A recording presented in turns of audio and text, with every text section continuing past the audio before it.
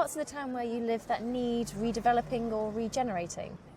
Yes, I think there are. I think that much as in Cambridge actually, if you look around the outskirts of Stratford, then you find a place, the centre of which has been cared for and cherished by the local authority.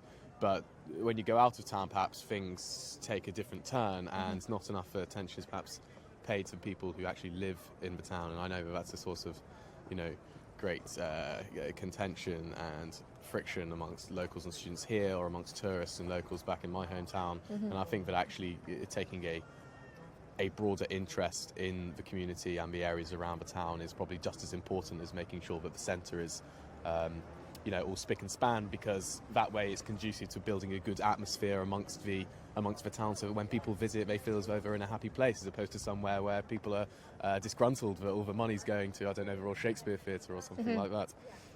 So what changes do you think need to be made?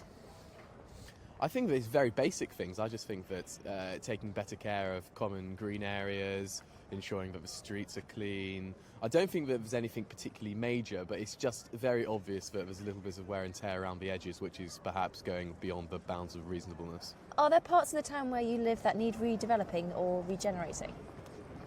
There are a couple really big, ugly council buildings, like big council blocks. Offices, not where people live. I think they're really ugly, and they need to be renovated or changed, because they're a bit of an eyesore. But aside from that, it's not really.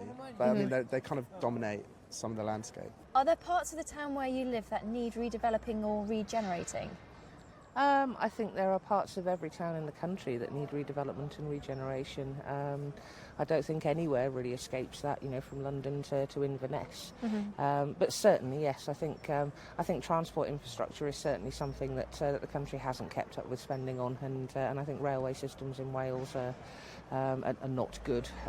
Road infrastructure in Wales is not particularly good either.